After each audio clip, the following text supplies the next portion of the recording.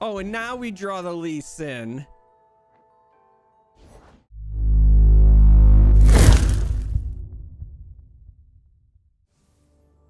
So it looks like we're going to be up against the old Targon Braum shenanigans.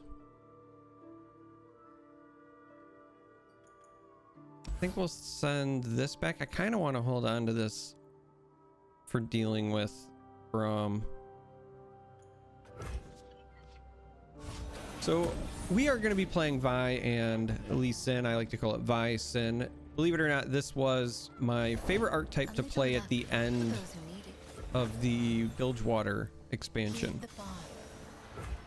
Now with the recent changes to Lee Sin and a couple of minor modifications, like I added some whimsies, but otherwise it's kind of the same core list. We're gonna go see if we can make some magic happen. This is just gonna trade with this, but we forced them to use the gem to do so.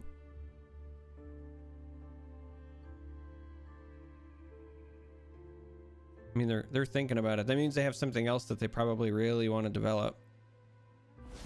There's the gem. They say these were from the protector himself. And I'm fine with that. This is not the way. Pickpocket is one of those cards that I like to run for early game just to kind of make sure the board stays clear. And if it happens to connect, then, you know, we're happy. I will say I do want to try out a Targon version of Lee Sin. I do think that the gems in particular and some of the support units will be a great addition to the Lee Sin archetype. But the reason that I like running Vi in particular is one, you get cards like Chump Wump, which just helps keep your hand full of spells. You also get some early game removal, but also Vi is very similar to Lee Sin in terms of your functioning win condition, but playing Dragon's Rage on a massive Vi is just also very satisfying. So it's a lot of fun to play. I think that right now,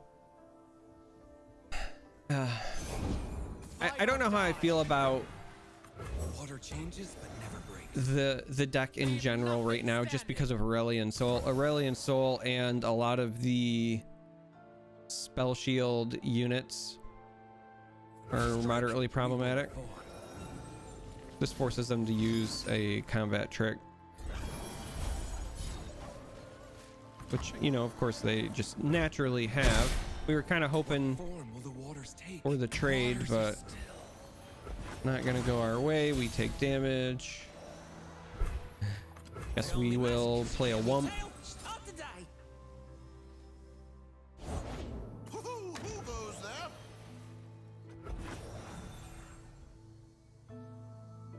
And so far not so good overall. Whimsy here kind of helps. Speak, I say. We're gonna go with the Pickpocket and save our mana here for the Whimsy. Hope they don't have even more combat tricks.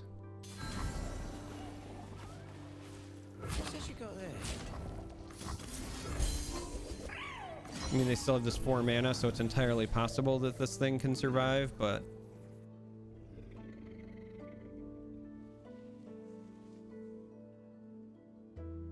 we would really like to get rid of this massive unit.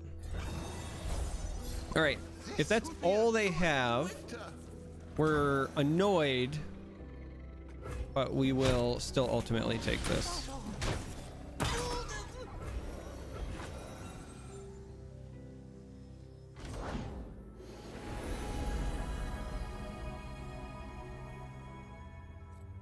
Sketcher is amazing here. He traded gem for a very powerful card. And at this point, we're just kind of hoping to find a Vi or a Lee Sin to kind of get them rolling. Paint is just accidental art.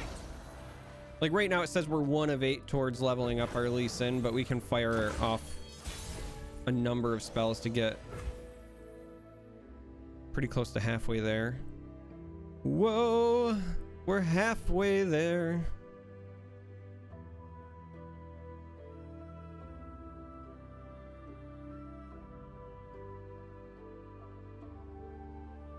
All right, so my issue here, we'd like to be able to play this next turn, so we'd also like to fire off at least 2 spells. Firing off at least 2 spells also gets us this.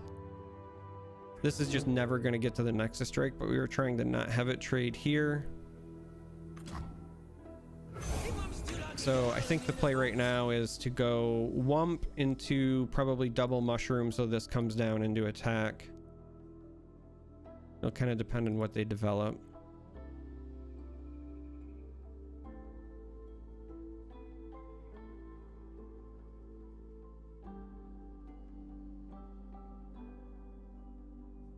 Now they also themselves here could go like double gem on this and then develop something if they really want to. All right, that's... Oh, that makes me really wish that I had my mana back.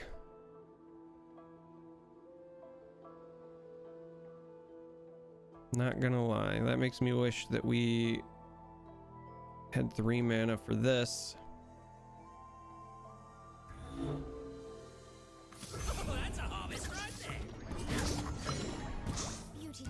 So I think instead we're stuck doing this and then just passing. Again, that opens up this on a discount. We're gonna have to defend against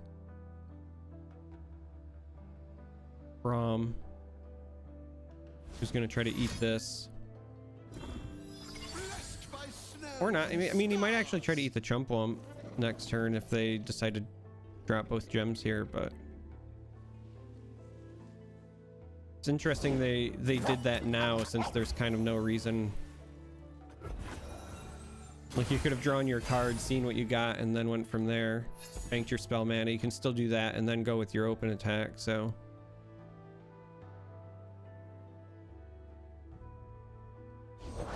I bring clarity.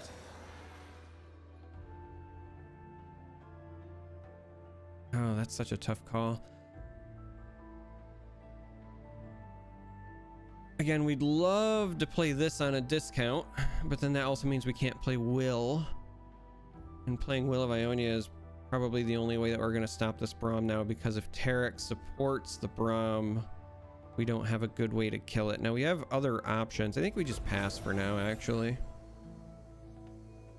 We want to be entirely reactionary and see how this combat goes.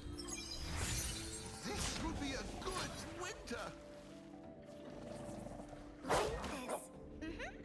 Unyielding.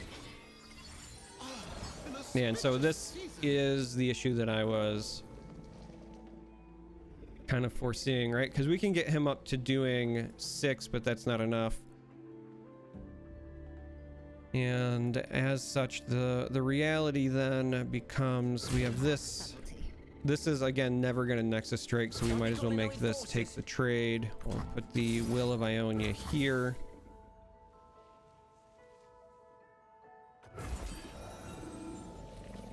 Lock this in for now. We can still play this next turn on a discount if we just give up 1 Mushroom Cloud this turn.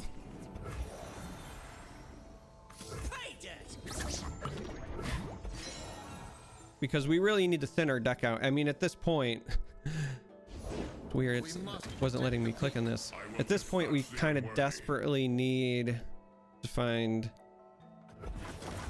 Lee Sin and get him up and active.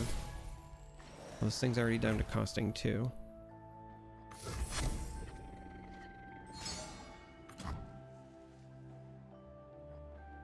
I got the kids. How can draw ahead?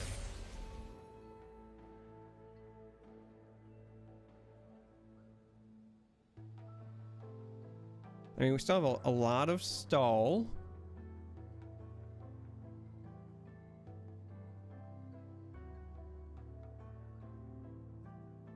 We could attempt to just challenge the Braum and get rid of it.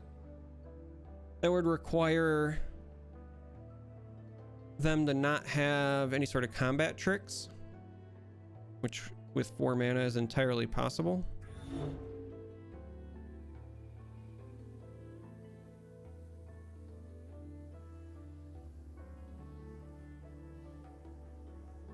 I don't know if I want to commit to that though. I think we're going to pass.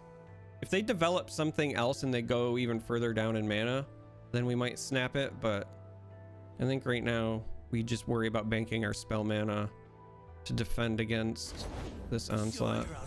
Yeah, see, now I feel much better. I could certainly try.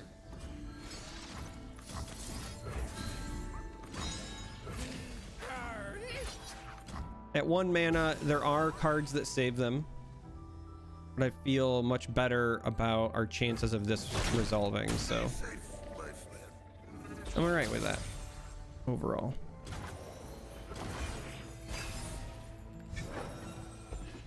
There's a Vi. Now we got to work on getting her up there. Let us get going.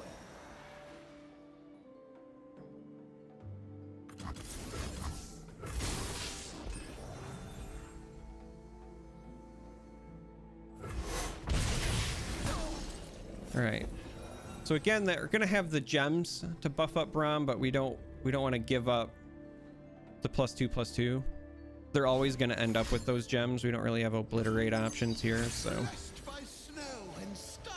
interesting. Looks like they might be trying to pump the overwhelm on that. This land is ours. If we play the Vi, we can't play the Spirit's Refuges here, so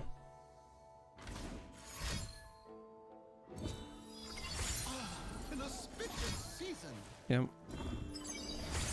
Blessed by snow and stars.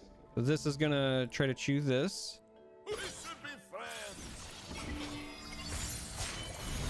I am the protector of the mountain. Tarek leveling is This would be a good problematic, to say the least.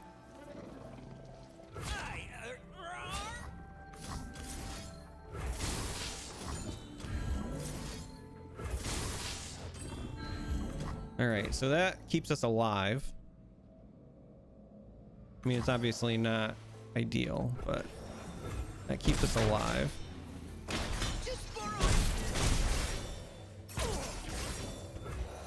But it's not looking great here.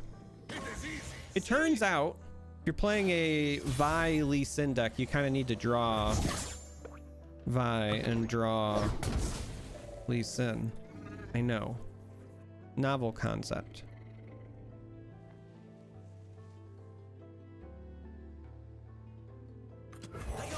Well, all we can do now is go super greedy.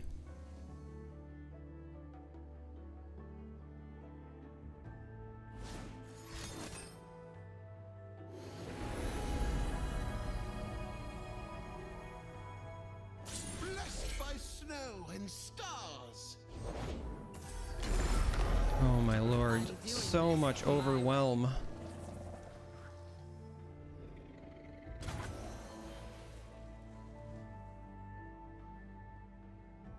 I don't know that we can actually survive the overwhelm with only 1 Spirit's Refuge left. Oh, that's a harvest right there.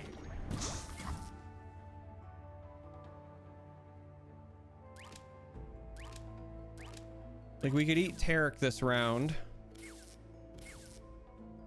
but then we lose the Vi. We really need this to be on her next round. We can attempt to eat Braum, I guess.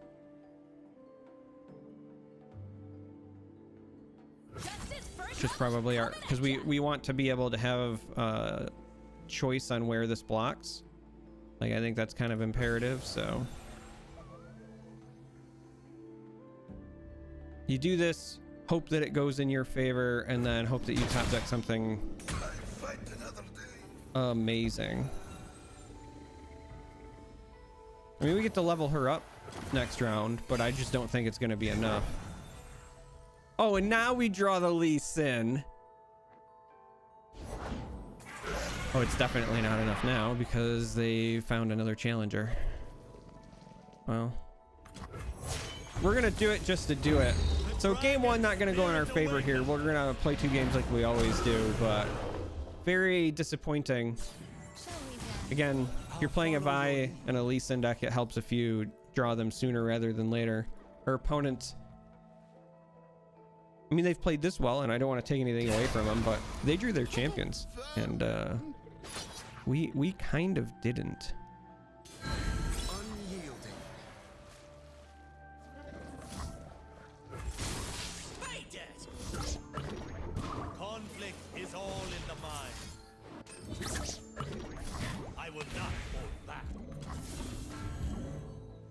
Actually didn't need to play the second mushroom.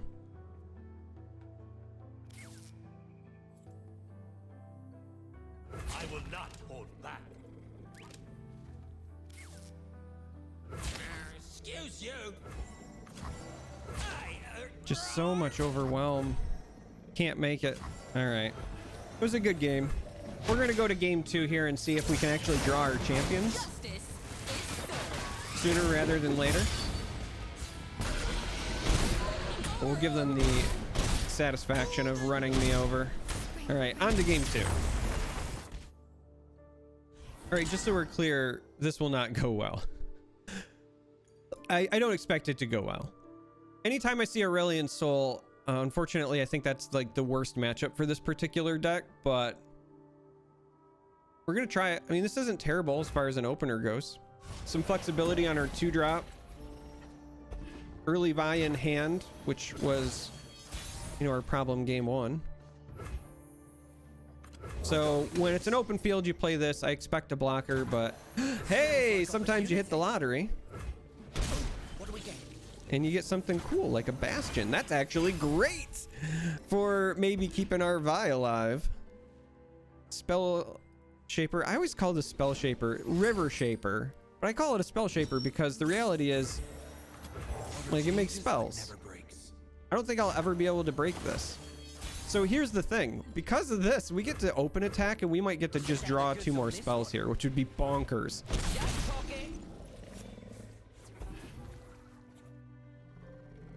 Deep Meditation was ours. Another Bastion from them.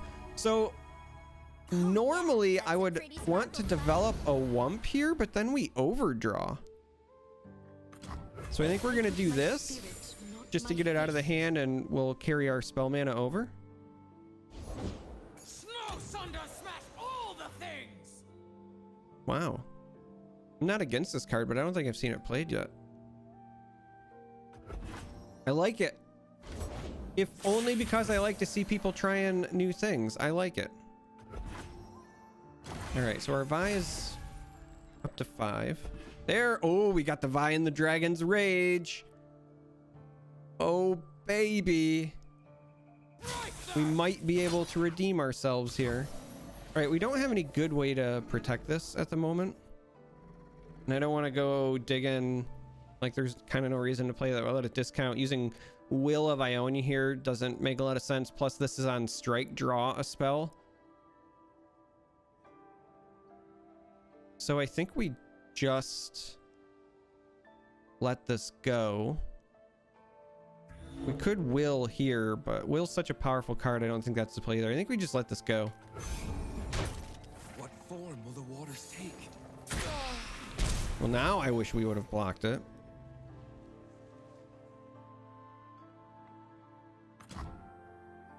One girl wrecking crew. And again, we're trying to just not overdraw here. So we're going to go with the Vi. We have these Bastions here to potentially keep her alive. I mean, we know because these have regen that they're sitting on something there. Do I really want to use this gotcha to blow up a 1/1? Because I feel like the answer is no. I mean, I kind of want to take advantage of that discount, but I also want to keep my mana.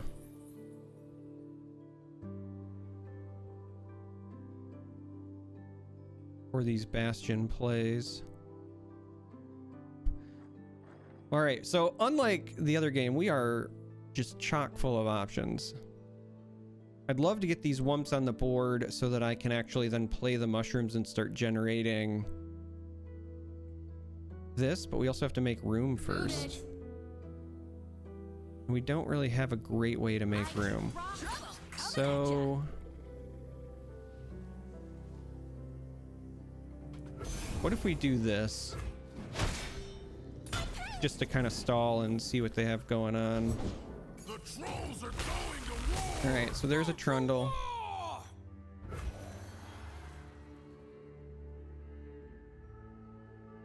I kind of want to use Will on that now.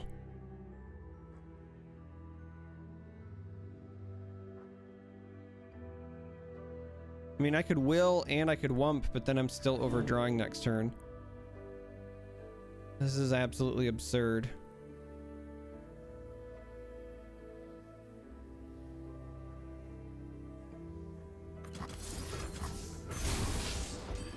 I think that's actually what we gotta do. I think we're gonna...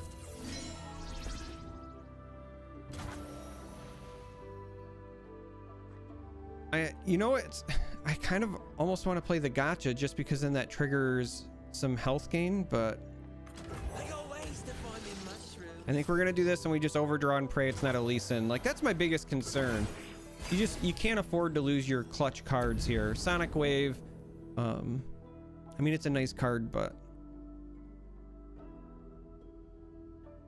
so they can pillar and then play Trundle to create another pillar. Looks like that actually might be the way they're gonna go.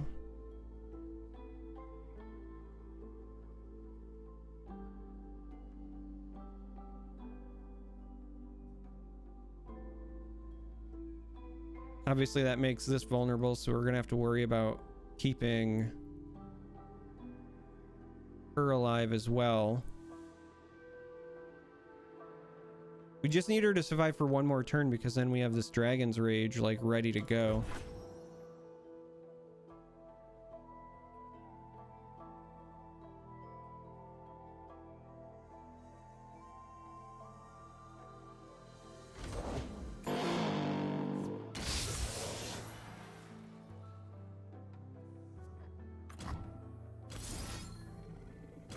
All right, well, never mind. Now we actually like have to go for the Dragon's Rage. It eats all our mana, but we get to deal 8 and get rid of that thing. That is 100% worth it. They could have had a Bastion, but again, like, that's the risk that you have to take there.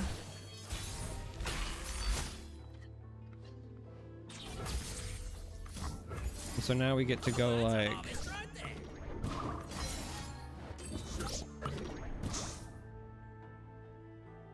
mushroom, mushroom.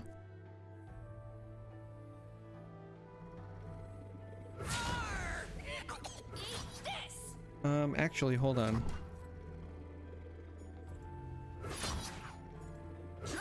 This is the play.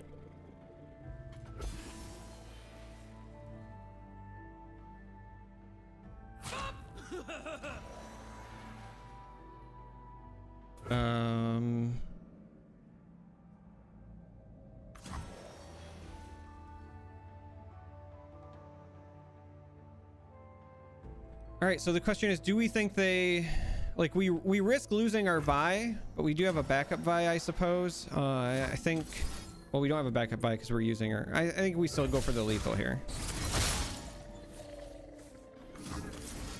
Let's see what they got. Let's go for the lethal, and we get there. That's a much better game too. It helps when we draw our champions. So let's go look at the list, and I'll talk through my inclusions. As I said earlier, Vi Sin was a list that I was playing a lot at the end of the Bilgewater expansion. It's something that I really like. You're going to see a lot of older cards in this list with only a few kind of more recent modifications, but I just kind of wanted to play through and see how Lee Sin feels overall with the change. I think I net like it because Lee Sin is one of those cards that is more expensive than he looks, or at least is a later play than he looks. So what I mean by that is sometimes you have like a 1-drop that's not a real 1-drop, a 2-drop that's not a real 2-drop. You know, a 1-drop that's not a real 1-drop, for example, is the Nightfall 1-drop, because you traditionally want to activate the +2/+0 and Fearsome, and so you're very rarely actually playing it on turn 1. Lee Sin is very similar. He can be a 4-drop that's a real 4-drop because we can bank spell mana, but he's not a 4-drop that costs 4. He's misleading because when you are using him and utilizing him, you are doing so usually by playing 2 spells to get the most out of him right out of the gate. And so I think overall having him cost cheaper is a net positive. 4 health is actually a bit of a hit, I'm not gonna lie. The old 6 health, yes, he was really expensive, but it also made him very hard to kill.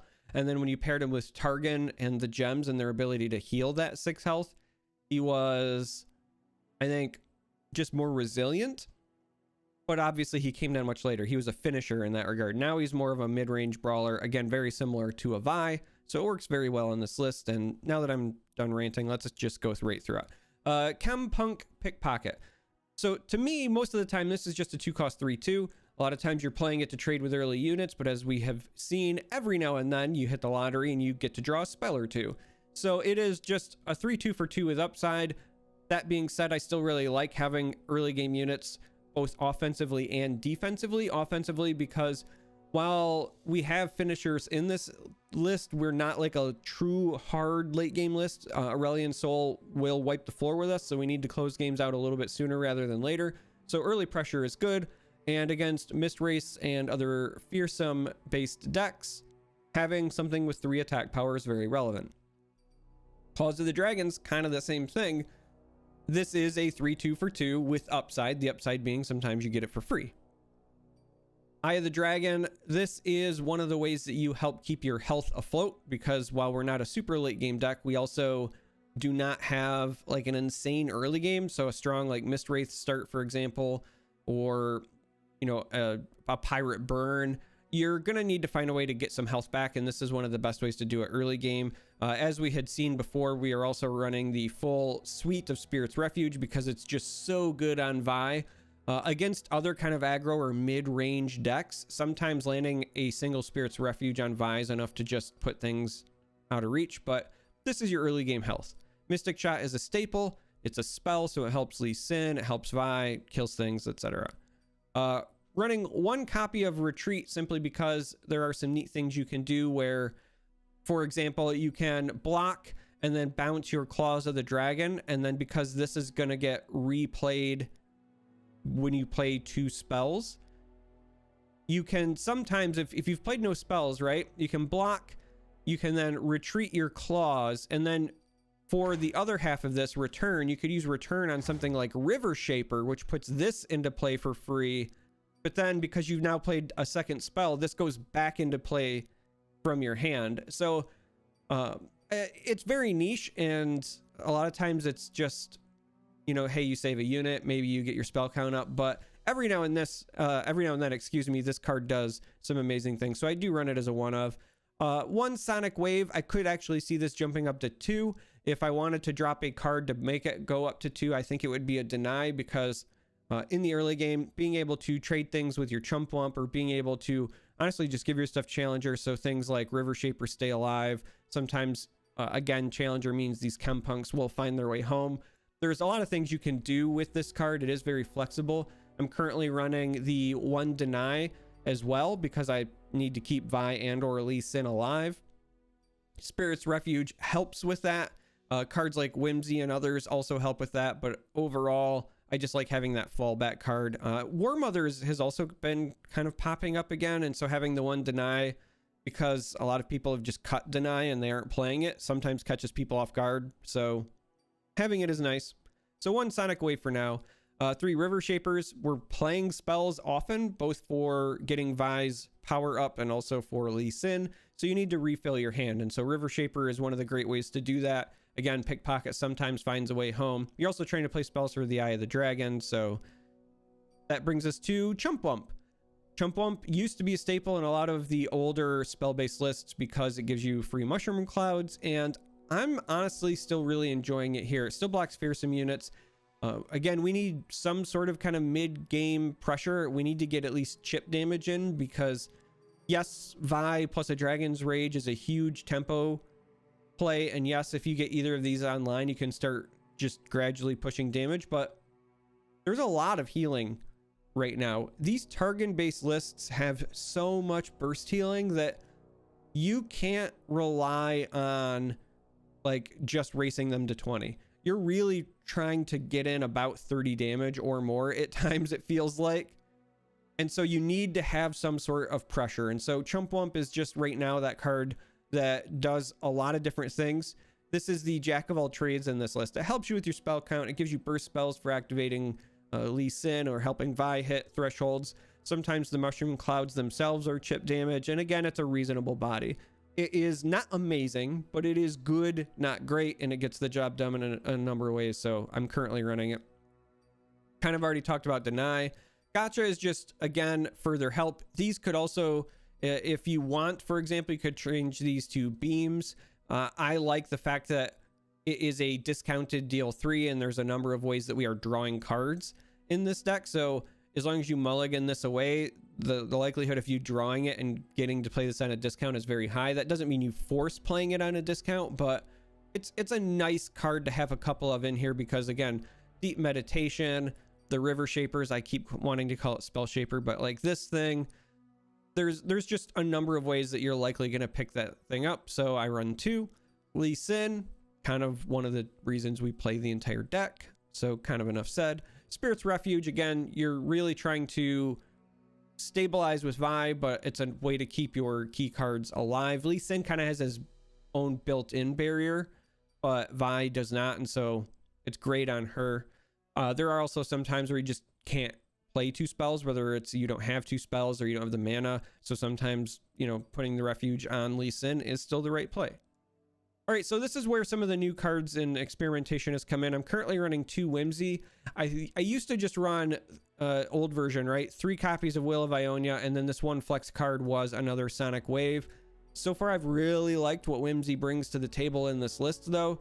It's very helpful with your trades. It's very helpful in keeping things like River Shaper alive, and just overall, like, if you Whimsy something that Vi's attacking into, Vi doesn't even take damage because, you know, she's got this nice tough keyword here. So I really like this card. So I'm currently running 2 of this and then 2 of Will, just because while Whimsy does a lot of things very well, Will of Ionia is still a very strong tempo play at times, and specifically against decks like, you know, Gangplank, Sejuani, for example. If they drop a Gangplank, you know, Whimsy can be helpful if you've got the blockers in place, but sometimes just stalling and straight up bouncing it is nice. This is also useful in a number of other situations as well, where you're just kind of making them take a turn off. So like they play expensive unit and it's their attack round and you bounce it. Now they're kind of just passing, right? Like Whimsy there, maybe they still attack for 1 or whatever. Maybe they also pass, but the difference is if you Whimsy them, they pass, and then their unit is still on the board. Will, they have to reinvest the mana. So yes, this is nerfed, and it's no longer the auto include in every Ionia list, but it's still a very strong tempo play. And then lastly, Dragon's Rage.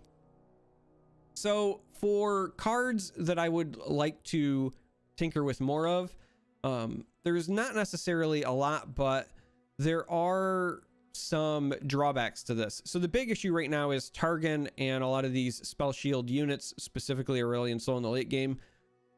Leveled up Lee Sin or Dragon's Rage or even Will of Ionia can really slow them down, but you've got to have some consistent ways, especially when you're trying to Dragon's Rage it, to get rid of that spell shield. And there's just not a lot of really good options. I mean, we could run things like Steel Tempest, but that depends on your opponent, right? They have to attack, and then even still, this isn't even stunning it. Like, this is just eating the shield, and then you have to deal with it. There's just a number of not so elegant options, and so I don't think that necessarily makes sense.